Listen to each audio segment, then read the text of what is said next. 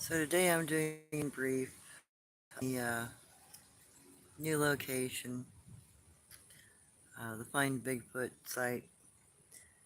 So this past Saturday on the 26th, I went in and tried to document some clay grinding, pigment grinding collection, that sort of thing. And as I entered the area, which I had scouted the day before, I realized I was in a group of Bigfoot, probably a dozen or so of them. So my intention was to document the religious behavior that was occurring in the area. However, it allowed me to also document some of the creatures of that location. So in the future, if I wanted to use that as a habituation site, uh, where I could go in every weekend because I don't have the time to go in every day. But normally, if you're working with greater primates and you're trying to get them habituated to you, what you do, like what I just did, I went in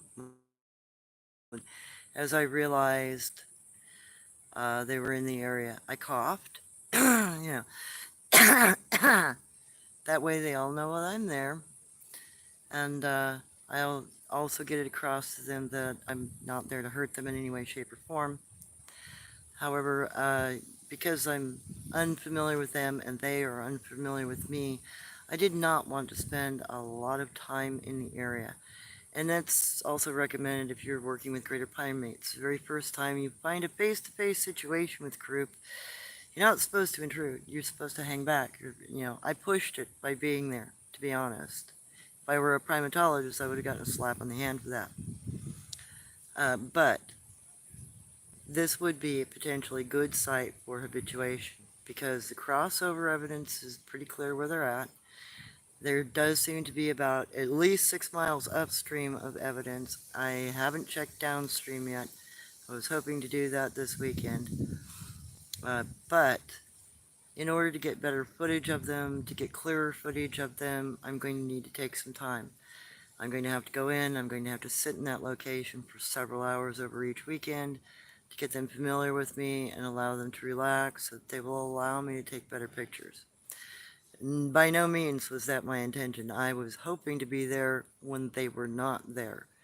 I don't like surprising large groups of cryptids that are not familiar with me. I don't know what the behavior is. I don't know what kind they are. So what I do is I minimize my time in the area. I signal, let them know I'm not going to be aggressive, and I take my time. I go through the area quietly and carefully as much as I can, do my business. I notice where they're at. In fact, the first individual that I noticed was the one sitting in plain sight under the sun, out in the middle of that little clearing between the trees, and then his buddy just up the streamway, and then I caught some movement, and I'm like, oh God, I'm right in the middle of a group of them. But I wanted to do the film. I wanted to do the documentation on the clay and pigment grinding and the little religious activities that seem to be going on there, because it's very much like indigenous behavior. So I am working on going back into that area. I think I will try to habituate them some. They don't seem to be very aggressive. The very first week I went in was on the 12th, which is only 3 weeks ago. They threw something at me at that point. I moved out of their way because I realized they were crossing through. So now it's just a matter of going back in, dedicating enough time that they become calm and relaxed and mellow. Like, they look pretty mellow in what I did this weekend, but I want to be assured that I am safe in the location with my habituation level before I try to stick a camera in, a creature's face that is 800 to 1,200 pounds. If they take offense, I'm a dead duck. So, sorry if the photos were blurry. My intention was not to even film Bigfoot down in that little stream bed. I got lucky. I got lucky because of the time of day, and I got lucky because I finally narrowed down the cross-through spot where they all come to. That's an advantage, though, for me. Now let's figure out how long they're going to stay in that area, and then where they go, because they will not stay in that area for very long, typically. They move around in their terrain. like we would if we were out being a nomadic group, or even if we had a cultural family situation in an area we return to. You don't hunt the same territory every day, you forage in different locations. So now I have a location where I can potentially find them while they are foraging. And obviously they stay there past midnight, past early dawn, but I'm going to have to take some time. I'm going to have to get them to be familiar with me before I will be able to get good, clean, clear footage of them.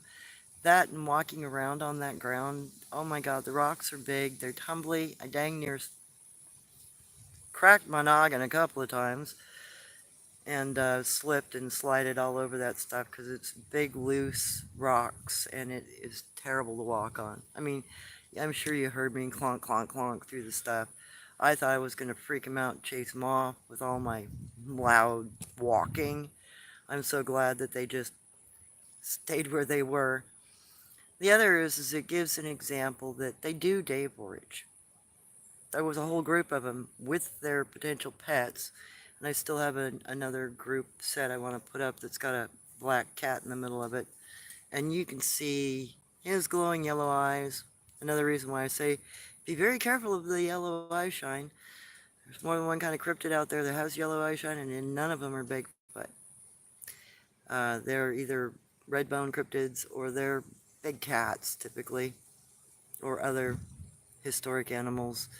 So when you're getting into the yellow and orange eye shine, you're dealing with something that's probably very dangerous. So be very careful. And I wouldn't suggest going into those locations at night. I wouldn't go into this location at night because I don't know the group. They don't know me. So just like other primatologists, you take your time. You find the group, you follow the group, you get them used to you, you sit down next to them, you take as much time as you need in order for them to become familiar enough with you that they start to actually approach you. Once they actually start to approach you, then you have a chance of being able to sit there, catch footage at really close distances, because they are very similar. When they get habituated to you, they will become very similar to other greater primates like gorillas, and they will come sit down right next to you. It does not hop. It does not happen often, but when it does, do not freak the fuck out. You sit there, you keep your eyes down. Your pose needs to be down, submissive. Additionally, when I was filming all of that, my body posture was very submissive. Eyes down. That's because in any greater primate research field, you don't make immediate eye contact. You let them initiate that. Otherwise, you get bad results. Additionally, it is well known that females have a higher percentage of success when interacting with primate groups because we're not seen as a threat. We are seen as something that can be socialized with. Unlike a male, they will consider a male as an issue because they might be coming into the territory. There's going to be head-to-head kind of attitude. Female researchers don't get that. That's why most primatologists are women. In fact, it's one of the few fields that is female dominated specifically for the reason that primates accept females quicker than they do men. Keep that in mind when you are trying to research Bigfoot. Even though they have very human qualities to them, they have very human behaviors, they are still a crossbreed of some kind, and they are very archaic. So keep it in mind. Not to be a lecturing mommy, but please don't diss the fact that that shit's out of focus. I was trying to make sure that my dog and I didn't get eaten by the cougar or anything else in the area. My bad. I'll work on it. So yeah, I'll be going back into that area. And hopefully they will be in that same location. There are some areas back there that I can continue to follow them when they move. I just don't know how far into those woods that they go. So once they start moving out of that area, I will start tracking them and continue to follow and see if I can get them habituated to me. Normally, it takes up to a year of sitting next to a group and habituating them before they will interact with you. I've had some luck with some groups being less time, 5, 6 months, 7 months, but by and far on average, it takes 1 year. And it takes 8 hours a day, which I don't have. So I'm going to have to come up with some new tactics. Maybe I'll have to try to start trading with them or trying to interact with them in some way to see if the group will habituate a little quicker. The other is that group is incredibly mixed. Looks like, there's potentially dog pups and dogmen pups, maybe a bear person cub because there's that light faced bear. Yes, I know it's covered up half the face with a bunch of bushes, but the other side you can very clearly see it's a tan face. We don't have tan faced bears in the United States. They are in Asia. They're called a sun faced bear, but we don't have any tan faced bears here in the United States. So either that is an, you know, historic animal that is undocumented, or it might be a bear person's cub. I don't know. I didn't hear it talk or see its mouth move. But those two creatures were sitting right next to each other. I've already posted the still of that. One looks more like a dog, kind of a ratty looking dog, and the other one looks like a little bear cub. Okay. And again, in front of the cougar, right in front of the cougar is the little, I think, male, possibly guanche, with a painted face. You can tell he's got face paint on.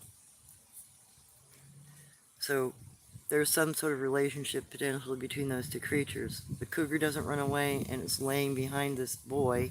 It might be a pet or guard. I don't know. The other thing is they do keep a lot of animals as pets and guards. The picture I will be posting later today or possibly tomorrow is a still of a small group. Yes, they are all sitting back in the bushes. The only thing you can really see is the one cat with the glowing eyes, and he's black and he's got a rough, looks kind of like a juvenile lion in the face, but he's black. He looks like a tiger, kinda. So anyway, I don't know what kind of creature that is. It's a black cat of some kind, rather large. I was about 10 feet away from him when I took the film shot of him. I didn't really want to mess with that because I realized there was another one just up a few feet behind him, and a Bigfoot had its arm wrapped around the other one's neck. I really didn't want to spend a lot of time hanging in that area. So when my dog moved down and sat around the other side of the bushes, so that was towards the end of my filming. I had run out of time. When I go into an area, I try not. If I'm fresh into an area and I realize I have a face-to-face with a group of Bigfoot, I do not try to spend more than about 10 minutes time after I've coughed. Because that's about all the time they'll tolerate you for. Then they'll start throwing stuff at you, or they'll start woofing at you, or growling at you, or they might try to sick one of their animals on you. So I keep it brief on my first meeting. My bad. But safety first, man. So yes, I will be going back in and doing what I can to habituate and follow them, see if I can get more footage. Hopefully that will happen.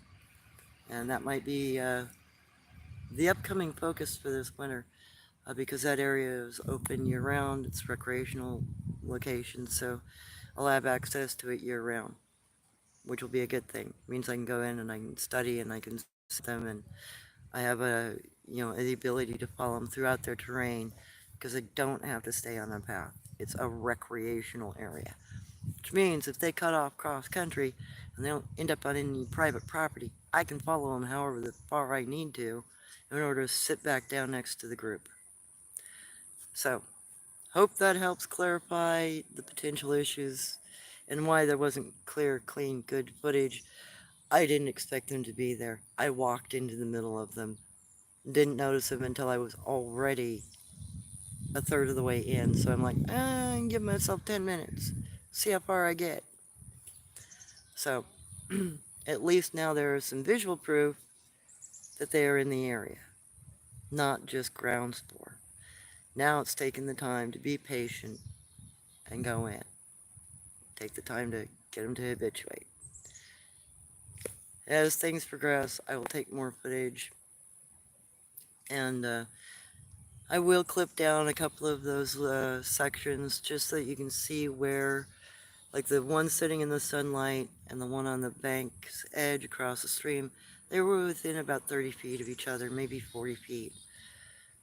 And it was, that's when I realized where I was. So until I got to that point, I didn't even realize. I didn't hear them. They weren't tapping at me. They weren't growling. They weren't doing anything. They let me walk right into the middle of them. So more time, more planning, more footage. Might also be a good place where I could maybe take in a 360 camera or a game camera where I can maybe set the game camera up where I enter or exit. Because one of the other things that they have a tendency to do is one individual, usually a male, will follow you or cut across your pathway as you're following the group. There is a potential of being able to catch footage like that. They always know where you put your cameras though, because they literally watch you put them in. I've had that happen more than once. That's why I stopped using game cameras. There is no time they are not there being able to watch you or report on you. So to think that you're going to be able to put a game camera in and scent mark it or keep your scent, they don't use scent. They use their eyes. They look at you. They watch you. And this little video, though it is not perfect, very well exemplifies that fact. I was getting watched from all directions. If I were to put anything down there, they would have immediately known. So there's a few more ideas about what's going on in their territories and some of the behaviors that they do actually have. Now, I'm not too worried about that group. They don't seem to be that aggressive. They seem to be very mixed. So my guess is they are either a pair of groups that meet in the same area and maybe they're cousin families, or maybe it's an area where multiple groups come to do stuff religiously. It might be a spiritual area. I'm going to have to do more legwork to know. So far I've heard calls from both sides of the stream though, in the morning and in the evening. So there are hollers and growls and whoops at a distance on both sides of that stream before they come into that area. I heard whoops and hollers that morning as I was driving into that location, and as I got out of my vehicle, they were still going off. I pulled my phone to try to get some sound, and they were already stopped.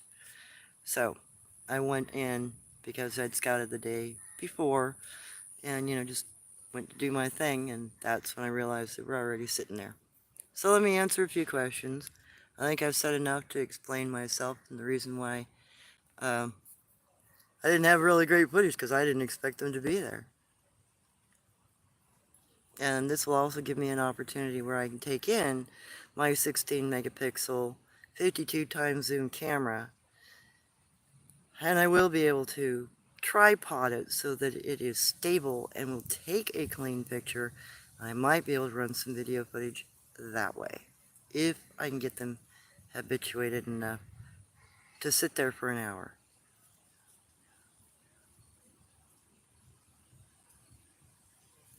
Red eye shine, Damie. That is normally Bigfoot. In fact, every Bigfoot that I've run across has red eye shine. To me, they're the only ones I trust at night. Red eye shine or I leave. And I've done that. They might mess with you. They don't know you. They can be a little testy at night. But I trust red eye shine more than I trust yellow, green, or blue. Yellow is usually big cats or archaic animals, historic animals.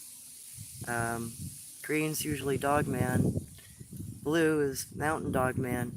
Amber eye shine is usually gugway, mountain booger, or wood boogers. Not friendly. They're all red bones. So I try to keep with the red eye shine creatures at night. I consider them slightly safer to be around. Because they're more like the patty types, and Oma, like Jin Jin was. They're like big people that are hair covered.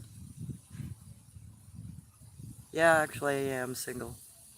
Backyard Productions. Funny. Okay. Oranga Kiwi 19. Well, to answer your question of whether or not Bigfoot is real, why don't you pay for a DNA test for me? Because I have 7% DNA that it is Bigfoot.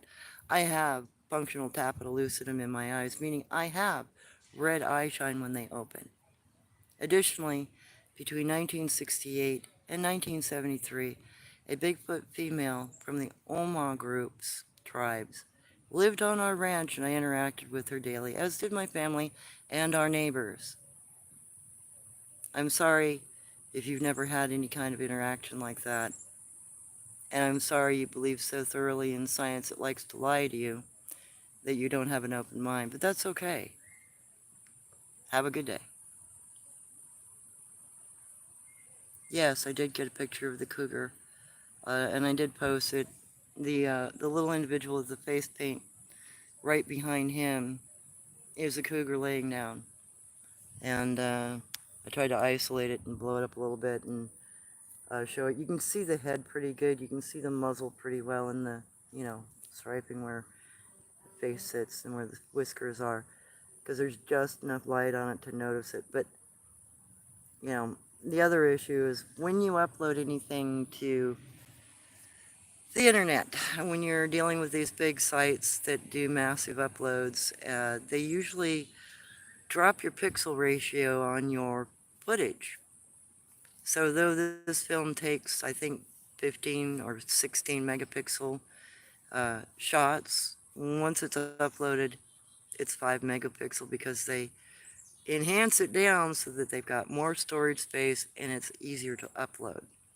So when you're bitching about people's footage being unclear, instead might want to bitch about the sites that you upload to not allowing you to upload in the correct bit ratio, pixels, etc. Because that's most of these sites drop your quality down in order to host your stuff.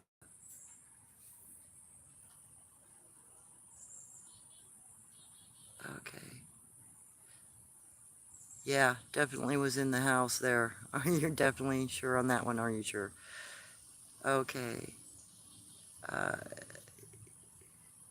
you scared Jody. How do you think they train their animals? Do they communicate intent in a similar way?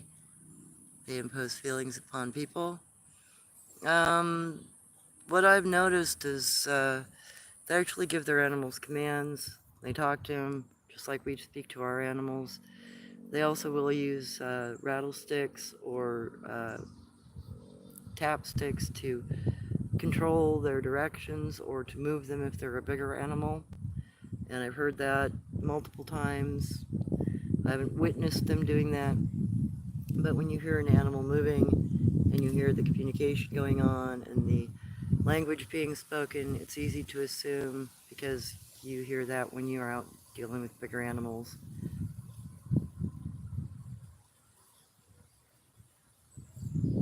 Hey, no worry, Roberts. It's alright to be late. Hey, Thomas. They are real as all of us. Yep, that's very true, Thomas. They are. Hey, forest friends. Blessing and thank you for sharing with us. Yeah, definitely. So, yeah, if I can get in there and do some more legwork with that group, I might be able to get some pretty good footage. Hey, Melissa. Yeah, it's good to see you guys all here, too. Alright, Thomas, there is plenty of them in Michigan. Yeah, I know. There are a lot. Hunters here have encounters with them all the time. So it's hunters and fishermen, hikers. They all know they're there.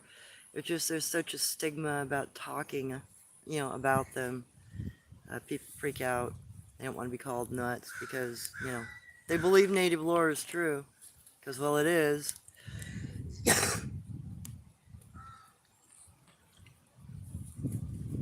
And as it is, I'm sitting in a very public place. Right behind me is a stick,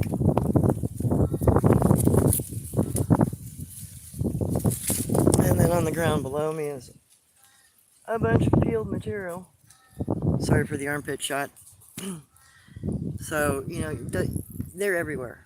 It doesn't matter what we think about them, they're literally everywhere.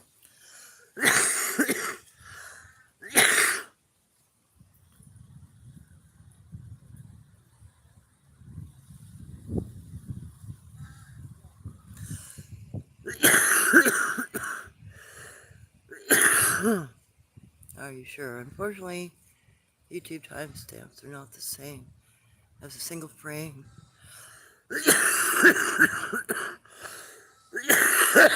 From the timestamp, it includes multiple camera frames. Yes, that's because they downsize the ratio of your pixels. When I uploaded that 11 minute and 4 second video, it was originally 11 minutes 43 seconds. So their processing not only reduced the quality, but it shifted the time marks because of the reduction of quality. That's why you'll have multiple frames in one time slot.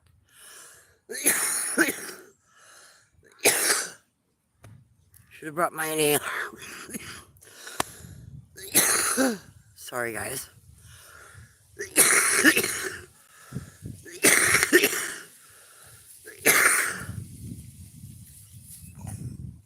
Alright. Such a wide variety of cryptid types congregate in the last video. Yeah, no kidding. I thought the group was going to be more like Skookum and Urine because that was the kind of ground evidence I was seeing. That happens a lot, actually. And the reason is when they start cross-marrying, and I think there is at least one Skookum. The big individual that's really blurred, where you can just see his hand and a couple of toes, leaning against the rock edge, right at the stream's edge, right across from me. Pretty sure that one's a Skookum. He's chocolate brown in color, and he's got a slightly more pronounced face in some ways. The ones over by the black cat are definitely Guanche. I'm not sure about the little boy in front of the cougar. The neck doesn't look right on him, and the head shape is a little off. So he might be a mixed child, or she. I don't know if it's male or female.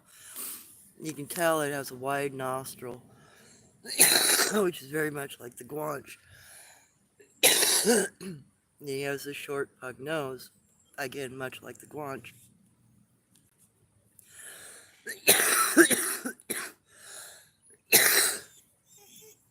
But he doesn't have the development of the muscles yet. So I don't know if that is a characteristic of his body build, or if it's just because he's really, really young.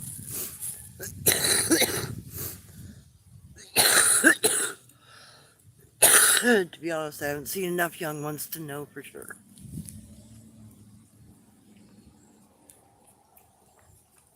From the few I have seen, though, it seems like they don't develop this bigger muscle structure until they get older.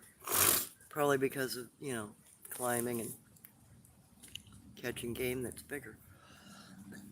And doing activities that are different. Okay. Hey, Ray.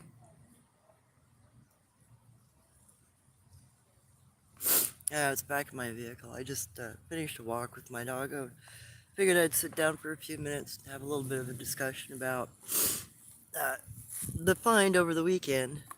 Yeah, and it took 3 weeks to figure out where they were. I still want to scout a couple miles downriver, because upriver there's still a lot of activity on both sides of the river, and I've been able to find activity all up and down it for like 6-7 miles. So now I really want to know what's below, in addition to going back and habituating that group. maybe they'll, you know, let me get real close. And hopefully they like to stay in that general area. That would help me out in the long run, make it easier for me to habituate them. Because if they're moving around a lot, then I gotta go trek and find them. Yeah, I gotta do like other primatologists. Gotta go trek and find them. Duh. Or anybody who's trying to interact with indigenous people. Either way, if they are moving within their territory, you have to move with them. Okay. All right, Thomas, you have a good one. I need to go for now, but would like to chat with you on more encounters. Yeah, definitely, no worries.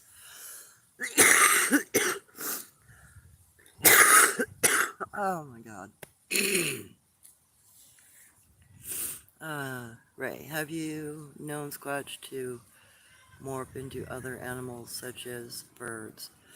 I never have seen anything like that. In the few years that the old wild female lived on our ranch, she was just a normal creature. She got up in the morning, she cleaned herself up, she'd go forage for the day, she'd take a nap or meditate in the afternoon, have an evening meal, clean up again, go to bed for a couple hours. She got up in the middle of the night, she got hungry, she'd go forage again. Usually she'd pick fruit off of our trees at night because she could move around and not be noticed during the evening, at night. And then she'd go back to bed for a few hours, get up like 9, 10 in the morning. I never saw her walk through a portal. I never saw her hop into a spaceship. I never saw her morph into anything. The only thing I ever noticed about her that was bizarre or unique was when she'd meditate, she looked like a pane of glass, like she was painted on a pane of glass. You could see through her. And that didn't happen all the time. She was still physically there. It just looked like the light was going through her, like the sunlight would go through her. And when I asked, what's that about? What are you doing? What's happening? All she would tell me was, I'm trying to meditate to match the sun's vibration. I'm trying to become sunlight. If I become sunlight, I disappear. So she understood that she could make herself invisible by, I guess, vibing with the same frequency level as sunlight. I don't know. I'm not her. But evidently that is a potential of why they can quote-unquote cloak. Not all of them can do it, though. It's not a common thing. She said the reason why she took up the meditation practices is because in her genetic past, there was a Comazotes person, a Batman, that gave her her unusual birthmark of clear skin. It's believed within her culture that having clear skin from a Batman gives you the ability to turn invisible.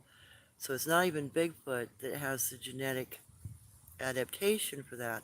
It's another cryptid that they can crossmate with, and they can inherit that characteristic from. So there aren't very many that can actually do that. If what she told me was true, and what she believed was true. Okay. All right, Bob, what do you need help with? Got questions? Oh, excuse me. So yeah, just have some patience. I will go back in. I have plans to continue to go back in and see if I can get closer and see if I can, get them habituated enough where I can get some good footage. I don't try to stick a camera in their face for very long on my first meeting, though. I don't know how they're going to react, and I don't want to potentially jeopardize my dog's life or my life just for a camera shot. I'd rather take some time, do it right, and get good footage in the long run instead of running around trying to fake it to make it kind of thing. I already know they're there. Natives always have. not just my lore, but my personal experiences. So it's just figuring out the process to actually get the footage you want. And I've gotten that down pretty good so far. So hopefully this will allow me a chance to replace some of the footage I've lost over the years. And some of the pictures that I've lost over the years. Because I've lost about 1,200 pictures and some film footage over the years. That could have been very educational. Would have loved to have been able to post some of that stuff, but the piece of equipment that it was on failed, and they are no more. Okay, Ray. How the air quality been there? We've had a really high pollen count, and we've had a lot of dust issues because it's harvest season. There's a lot of grass pollen being kicked up right now because the grass seed industry is collecting their grass seed. One of our biggest crops in this valley is grass seed for lawns. So into the beginning of the year and into the heat of the season are both really bad for allergies. Pollination season and fertilization season, not so fun. Oh, yay. Okay, are you sure? In the large group, were there any dangerous types or cannibal types that were being polite and not acting on their nature? Potentially, yes. There is one individual. It's really hard to see him. He's even blurrier than the other ones. He's sitting kind of sideways, and he looks like he's got a skin tone similar to mine.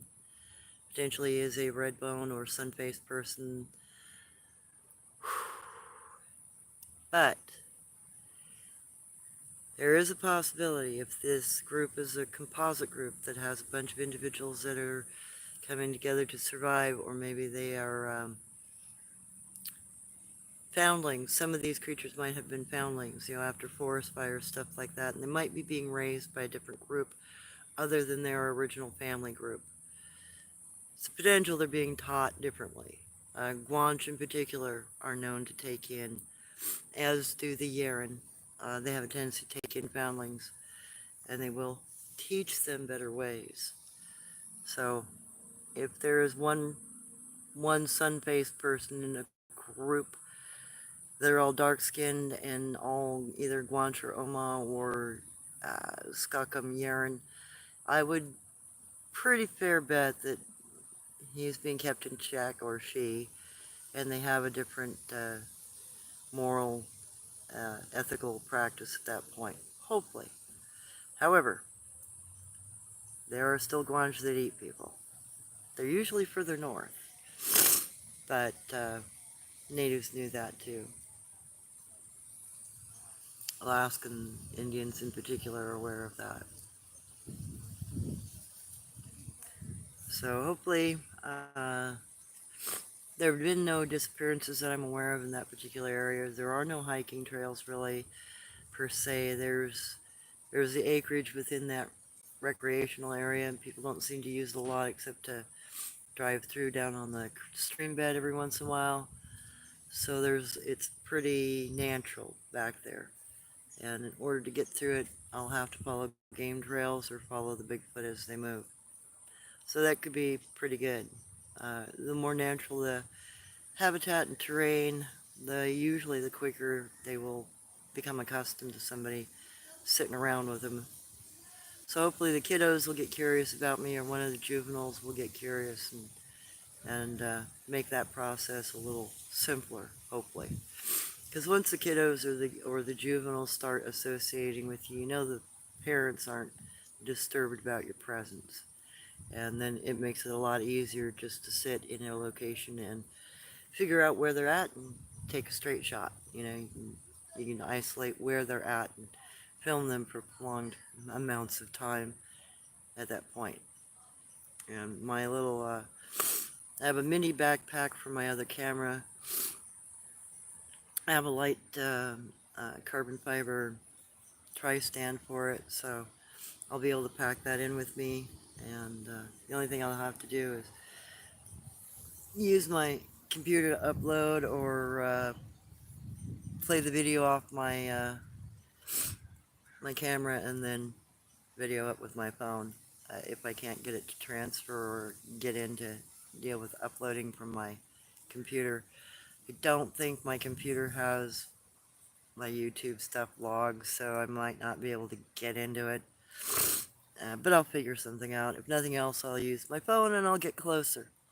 Yeah, it might take me a little longer, but maybe I can go invest in a little tripod for my phone.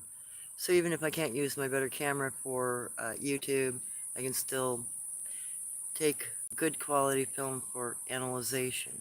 You know, I can send that footage to somebody else at that point and have them go through it and confirm what's on it, which might be better for the discovery of them overall anyway. But, you know, 10, 15, 20 minutes, half an hour of clean, clear footage at a relatively close distance, that would be something, a good catch. That would be something that'd be very useful for people who are actually interested in discovering them. And for those individuals like Thinker Thunker or some of the other filmmakers, documentarists, having film footage like that would be something they could actually parse, pull apart, analyze, and utilize pretty easily. So it's been about 45 minutes. Kind of wanted to keep this brief today. I still have to go get my paycheck. And I'm going to head out to go camping this weekend. So I will do some clips over this weekend while I have a few minutes here and there. I'm going to be out visiting my adopted parents. Hopefully they will habituate to me again so I can see them face to face. I haven't seen them in 50 flippin' years, so other than at distance or at night. It would be nice to hang out with them. So that's where I will be for the weekend. And I'll be back on Sunday, and I'll probably do some more postings and hopefully have had a few more clips isolated. The other thing I'm going to do over this weekend is go through that video and all of the other videos that I have filmed down there.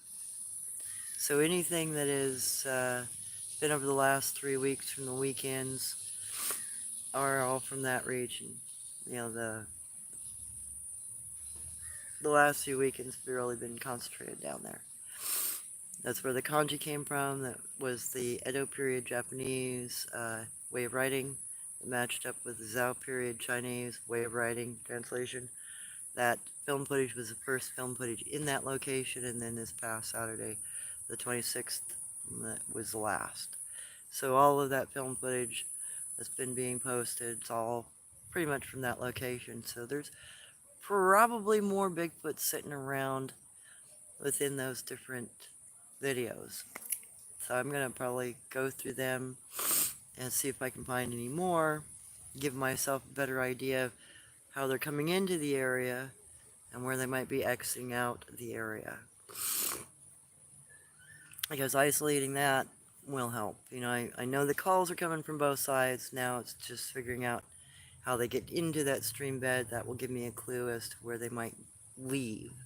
Because normally if you're coming into an area in one direction, you leave in 1 or 2, maybe 3 different other directions out of the area unless you're leaving by the same point that you came in.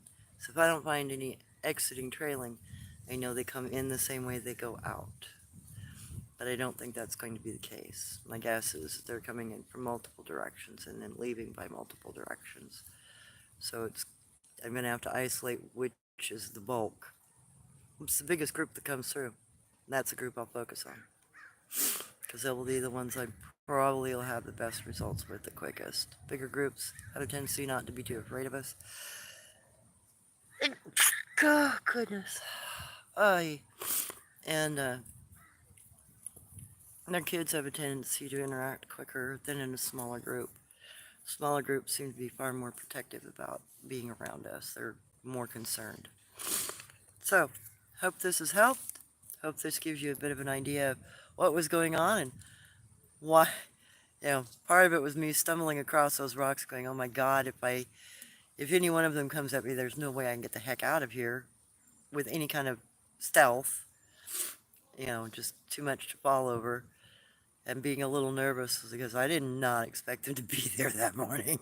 I went in to film some freaking clay on the ground, not a bunch of fucking Bigfoot watching me. So my apologies for being a tad bit nervous that morning. I figured they wouldn't be there, uh, but I was wrong. Lucky me. Anyway, thank you for hanging out for this brief today. I really appreciate you guys. I'm also thinking I've been having so many problems. I tried just yesterday again. I tried to link up payout on Patreon and my phone, and that site do not work. So I'm going to try to figure out how to refund everybody's money. I'm going to probably just close that site down. I'm going to remain free on YouTube. I'll just leave my GoFundMe up. If you really want to help me out, if you have the ability to, you know, they GoFundMe will actually allow you to do reoccurring payments. So if you wanted to do a buck or two a month as a reoccurring payment, GoFundMe can handle that. If you want to do a single, 10, 20 bucks, whatever donation, GoFundMe can handle that. There is no pressure with it at this, if I do it that way. If you want to see more footage, you want to help me out, you can. I invite you to do so. But at the same time, I, I don't like the idea of turning their language into a product. To be quite honest, it bothers me. I'd rather that people are just able to learn it, be able to utilize it. And if you have the ability to help me out in the process of me helping you out, we're all good.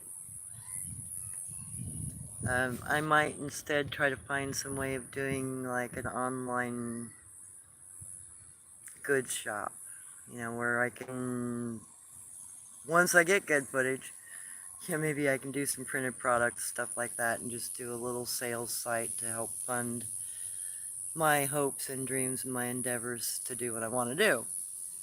But other than that, no, I just, it's that and it takes too much time. That's, that site's driving me nuts, and it's not what I'd hoped, unfortunately. If it were a little bit more like YouTube, a little easier to upload and a little quicker and, a little more user-friendly, easier to hook an account and payment method to and not have to go through 1,000 hoops, I'd probably still be there. But I'd rather figure out how to refund everybody's money and then, bag it. I was really hoping it was going to be something special, but it's more effort and more that I want to deal with. And it seemed to be reaching more people with YouTube anyway. And people who are already familiar with me on YouTube, they can either like me or hate me. It's up to them. But I'm just here to try to share the lore and give some social understanding of the behaviors that Bigfoot has. Because in the future, when people actually do have equipment or when they do have the ability to go out, or researchers who want to utilize what I'm laying out here for information, they will be able to utilize it because it's going to be consistent behavior. Just like the snap sticks, just like everything else. It's because that's the way they live. And that will become very evident. And, with repeated sites in different locations having all the same kind of behaviors going on, it will become clear to people, especially researchers, oh, there's something to this.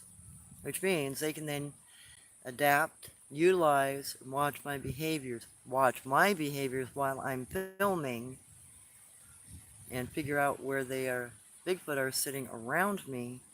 That will give a researcher a very good perspective of what to look for, how to locate them in their terrain, and where to place a camera to get footage.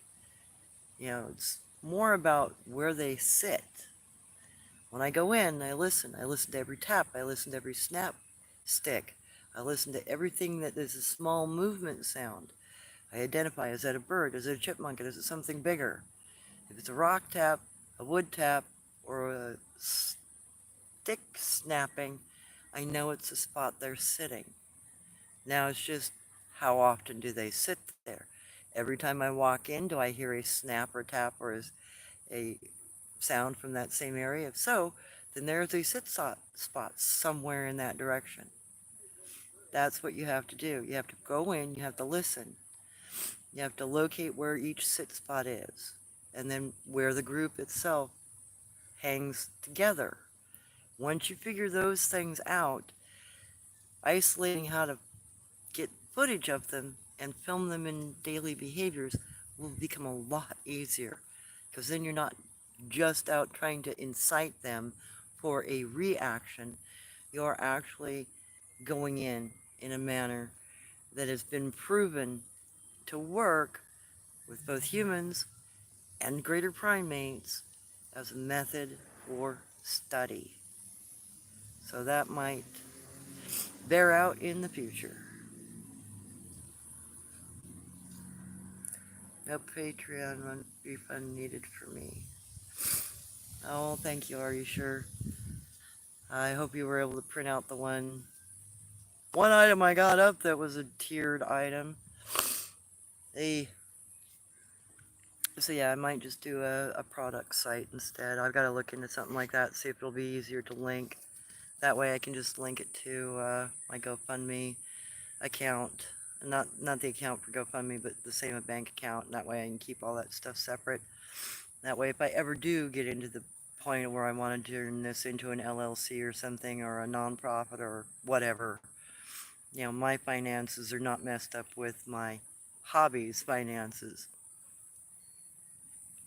Substack has a monetization option.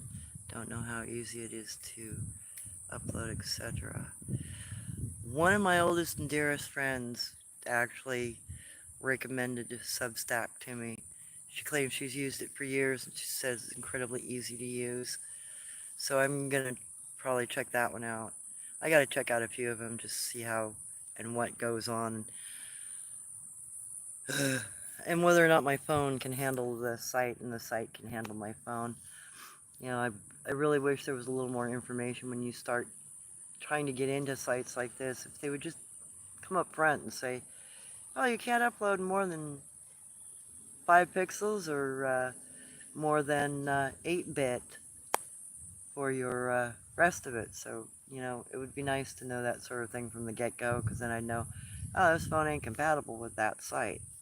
But anyway, have a great day. Thank you very much, everybody, for coming and joining me today.